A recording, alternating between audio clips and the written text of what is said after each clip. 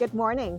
I'm going to share with you how we harvest our Narcissus, also known as daffodils, here at the farm. These are art design Narcissus. First off, we have our bucket of water. It's been treated with our Floralife Express 200 that we love.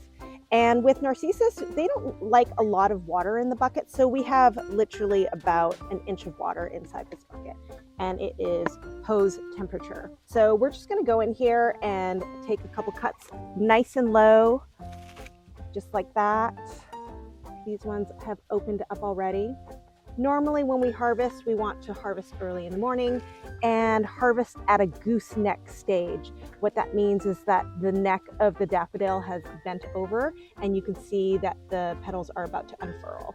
You can also take it when they are a little tighter, they will still open up, but that is the perfect stage to harvest them.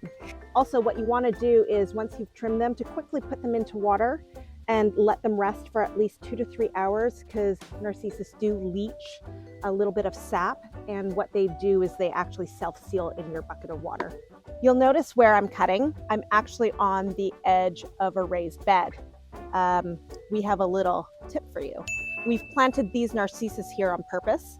We have lovely gophers and voles that visit our garden daily. Gophers and voles don't like Narcissus, so we are using this little row of Narcissus as our armor against those gophers and vermin that like to chew on our plants. These will pretty much keep them out and away.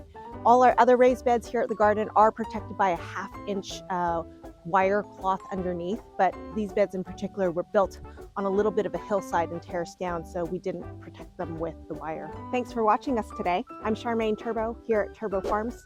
Subscribe down below. And if you have any other questions, please leave us a note.